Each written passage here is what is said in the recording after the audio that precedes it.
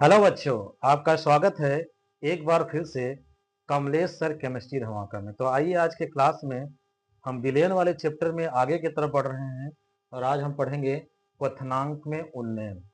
क्वथनांक में उन्नयन को समझने के लिए पहले हम समझेंगे क्वथनांक होता क्या है। तो आइए आज हम सीखेंगे क्वथनांक, मोलर उन्नयन स्थिरांक, ग्राम अणुक उन्नयन स्थिरांक। तो क्वथनांक में उन्नयन क्या होता है उसको समझने के लिए क्वथनांक क्या होता है उसके बारे में क्या करेंगे, हम जानकारी प्राप्त करेंगे। तो क्वथनांक है क्या?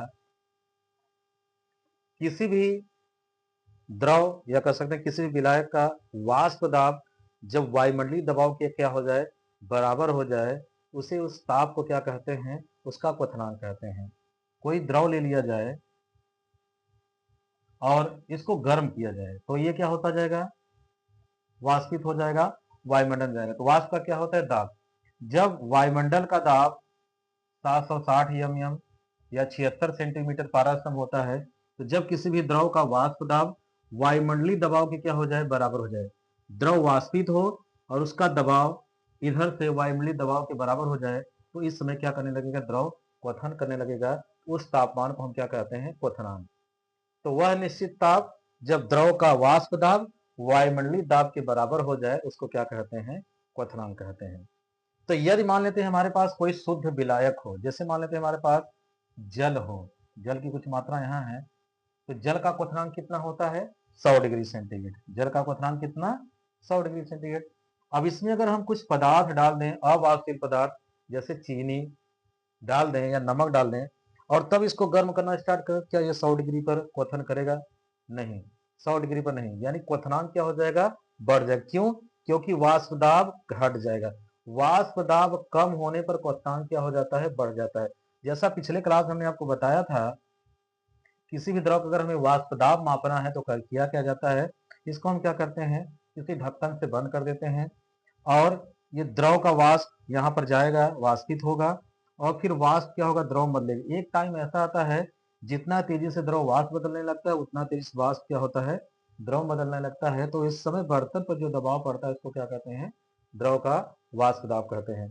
अब द्रव में अगर कुछ पदार्थ डाल दिया जाए तब क्या हो जाता है, विलयन बन जाएगा। तो विलयन का वाष्प दाब क्या हो जाएगा, कम हो जाएगा, क्योंकि द्रव के अणु क्या होंगे, कम वाष्पित होंगे, तो बर्तन को दबाव क्या करेंगे, कम डालेंगे। जब वाष्प दाब कम हो जाएगा उतना द्रव के अणुओं को वाष्पित करने के लिए हमें क्या करना पड़ेगा, और अधिक गर्म करना पड़ेगा। यानी क्वथनांक क्या हो जाएगा, बढ़ जाएगा। इसका मतलब क्या है, विलायक का क्वथनांक क्या होगा, कम होगा और विलयन का क्वथनांक क्या होगा, ज्यादा होगा। तो बाद में क्या हो गया, बढ़ गया। तो जब बाद में बढ़ जाएगा उसी को हम क्या कहते हैं, क्वथनांक में उन्नयन। क्या कहते हैं, क्वथनांक में उन्नयन। तो क्वथनांक में उन्नयन को हम क्या करते हैं, डेल्टा टीवी से हम क्या करते हैं, प्रदर्शित करते हैं। हम मान लेते हैं कि विलयन का क्वथनांक डेल्टा एस है और विलायक का क्वथनांक क्या है, टी नॉट है। टी एस है और ये टी नॉट है और दोनों के अंतर को क्या कहते हैं, क्वथनांक में उन्नयन। तो ये क्या है, विलयन का क्वथनांक और ये क्या है, विलायक का। तो विलायक का कम था, विलयन का बढ़ गया, तो जो ये बढ़ोतरी हुई उसी को हम क्या कहते हैं, क्वथनांक में उन्नयन। तो इस तरीके से क्वथनांक क्या है, उसके बाद क्वथनांक में उन्नयन क्या है, ये आपको हमने बताया।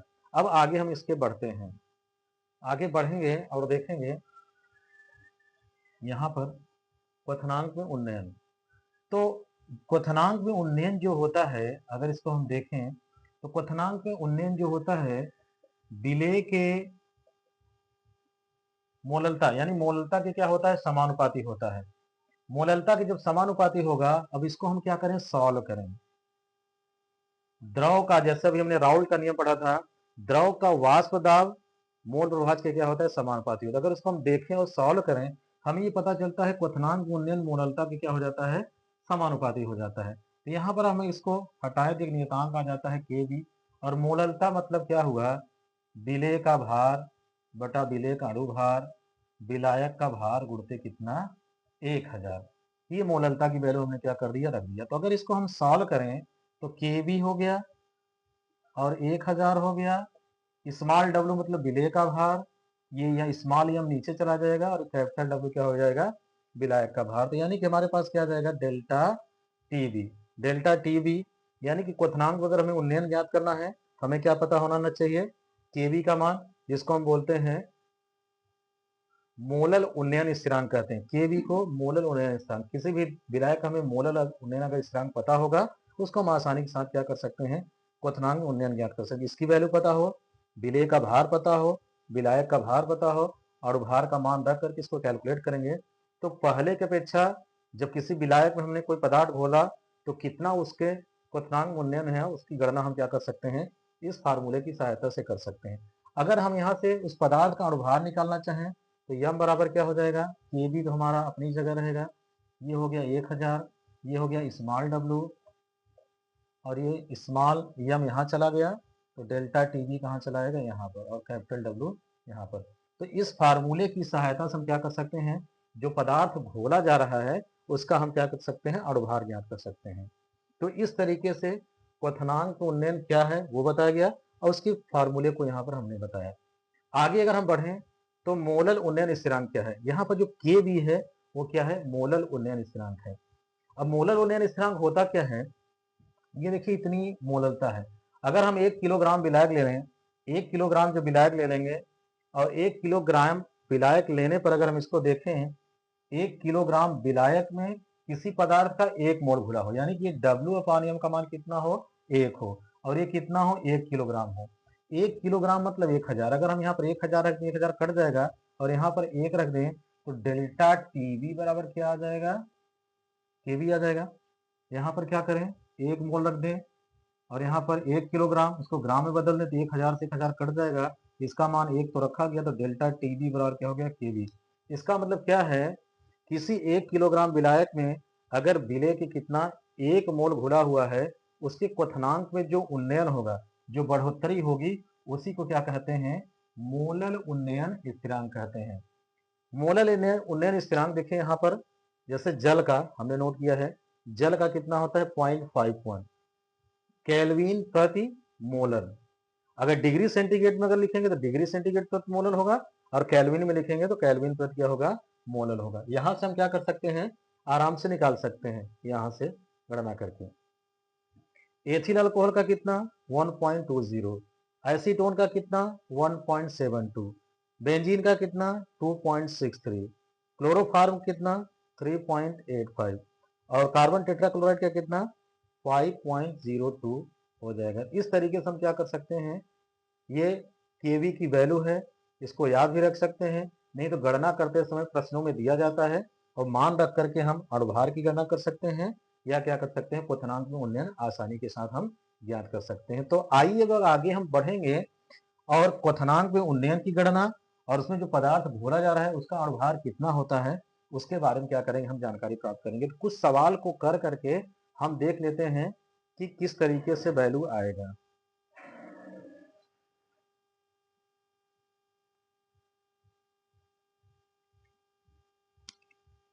आइए अब आगे हम देखते हैं और उस पर सवाल करते हैं क्वथनांक के उन्नयन पर आधारित। तो प्रश्न क्या है, एक कार्बनिक पदार्थ के जलीय विलयन जिसमें 6 ग्राम पदार्थ 100 ग्राम जल में घुला है का क्वथनांक 100.51 डिग्री सेंटीग्रेड है। पदार्थ का अणुभार ज्ञात कीजिए। जल का केबी 0.51 डिग्री सेंटीग्रेड प्रति मोलर है। तो आइए इसको हल करके देखते हैं। एक कार्बनिक पदार्थ इसके जलीय विलयन यानी जल में कितना 6 ग्राम पदार्थ क्या किया गया है, घोला गया है। कैपिटल डब्ल्यू विलायक का भार कितना है 100 ग्राम का क्वथनांक 100.51 डिग्री सेंटीग्रेड हो जाता है। इसका मतलब विलायक का क्वथनांक यानी जल का क्वथनांक कितना था 100 था, यानी कि अगर हम कहें विलायक का क्वथनांक टी नॉट कितना कहें तो 100 डिग्री सेंटीग्रेड। अब विलयन का क्वथनांक कितना हो गया 100.51 डिग्री सेंटीग्रेड हो गया। जल का कितना होता है 100 होता है, और कहा गया कि इतना हो गया, इसका मतलब क्या हो गया विलयन का क्वथनांक इतना हो गया। तो आइए हम करेंगे क्या, अब हम डेल्टा टी बी कैलकुलेट करें। तो डेल्टा टी बी बराबर टी एस माइनस क्या होता है टी नॉट होता है। तो 100.51 में से 100 क्या कर देंगे घटा देंगे, ये वैल्यू कितनी आ जाएगी 0.51 डिग्री सेंटीग्रेड हमारे पास वैल्यू आ जाएगी। तो आइए अणुभार की गणना कैसे होगी इसको करके देखते हैं। यहाँ पर देखिए कभी कभी केल्विन प्रति मोलर होता है तो डिग्री सेंटीग्रेड प्रति मोलर होता है, वैल्यू वही, तो कैसे वही हो रहा है। अगर हम इसको क्या करें जल का क्वथनांक 100 है, उसमें 273 जोड़ देते हैं तो कितना हो जाएगा, 373 केल्विन हो जाएगा। केल्विन बदल रहे हैं। अब क्या हो गया, कह रहा है विलयन का क्वथनांक कितना हो जा रहा है, तो अब 100.51 में 273 क्या कर दें, जोड़ दें, तो फिर क्या होगा, 373.51 केल्विन होगा। अगर इनको आपस में घटाएं तो क्या आएगा, 0.51 केल्विन आ जाएगा। तो डिग्री सेंटीग्रेड में दिया गया हो चाहे केल्विन में दिया गया हो, जब आपस में घटाएंगे तो वैल्यू क्या आएगा, वही का वही आएगा। तो यहाँ पर केल्विन भी हो सकता है और डिग्री सेंटीग्रेड प्रति मोलर भी हो सकता है। तो आइए इसमें आगे हम हल करके देखते हैं प्रश्न को और समझते हैं इसको कैसे करेंगे। तो और बाहर निकालना है, तो अभी अभी हमने फार्मूला बताया, यम बराबर के बी गुणते 1000 विलेय का भार स्मॉल डब्ल्यू अपान डेल्टा टी बी गुणते क्या, कैपिटल डब्ल्यू। कैपिटल डब्ल्यू मतलब विलायक का भार। तो आइए यम का मान निकालते हैं, के बी का मान कितना है, 0.51, कितना, 0.51, ये कितना हो गया, 1000 हो गया। स्मॉल डब्ल्यू विलेय का भार कितना है, 6 ग्राम, इसको 6 रखेंगे। और डेल्टा टीबी का मान क्या है, यहाँ पर अभी हमने निकाला है, घटा दिया है, विलयन में से विलायक को क्या किया, घटाया, तो डेल्टा टीबी कितना आ गया, 0.51। और उसके बाद कैपिटल डब्ल्यू कितना गया, दिया गया था 100 ग्राम, तो 100 ग्राम यहाँ रख देते हैं और इसको क्या करते हैं, सॉल्व करते हैं। देखिए इससे क्या हो जाएगा, कैंसिल हो जाएगा, 1 0 2 0 2 0 से 2 0 कट जाएगा, 10 का गुणा 6 हो जाएगा, यम बराबर कितना आ जाएगा, 60 आ जाएगा। तो इस तरीके से इसका वैल्यू कितना आ गया, 60 आ गया। इसको आराम से हम क्या कर सकते हैं, गणना कर सकते हैं। तो इस तरीके से इस सूत्र की सहायता से या तो अणुभार ज्ञात करने के लिए कहेगा, या तो क्या कहेगा, डेल्टा टीवी कैलकुलेट करने के लिए कहेगा, या तो डेल्टा के यानी केवी की वैल्यू क्या कहेगा, कैलकुलेट करने के लिए कहेगा। तो आइए एक और सवाल करके देखते हैं और उसको अच्छी तरीके से समझते हैं कि कैसे होगा। आइए और आगे बढ़ते हैं एक नए सवाल की तरफ।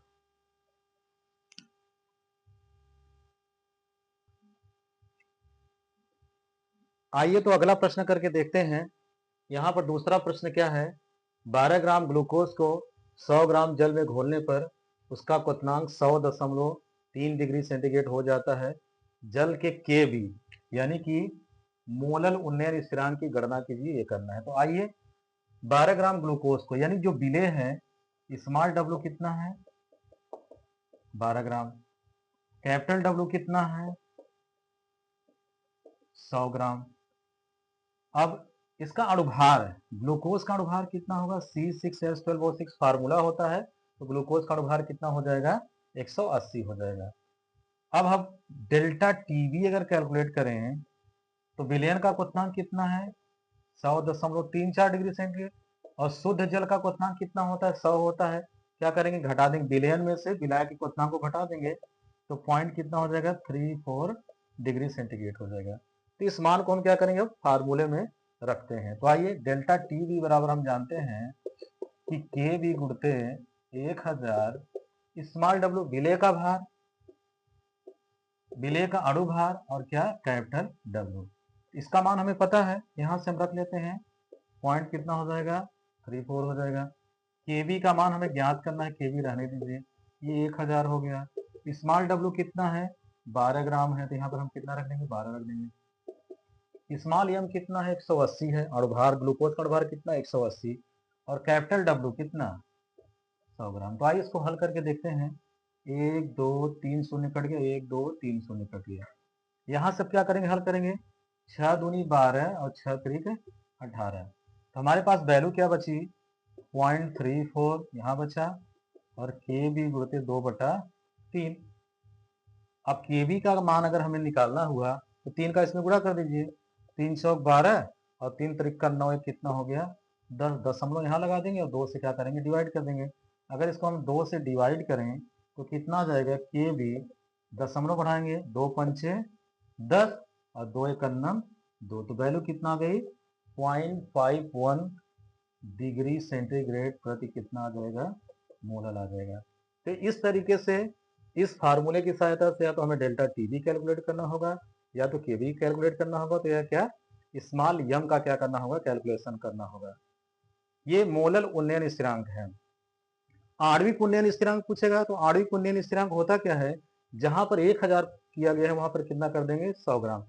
100 ग्राम विलायक में अगर किसी पदार्थ का 1 मोल घुला हुआ है उसको क्या कहते हैं, आणविक उन्नयन स्थिरांक कहते हैं। जैसा शुरू में हमने स्टार्ट किया था, हमने कहा था बताएंगे, तो लास्ट में हमने बताया कि 100 ग्राम विलायक में विलेय का अगर 1 मोल घुला हुआ है इसको क्या कहते हैं, आणविक उन्नयन स्थिरांक। तो जब 100 ग्राम के लिए हल करने के लिए कहेगा तो फार्मूले में क्या प्रयोग करेंगे, यहाँ पर 1000 की जगह पर 100 करेंगे।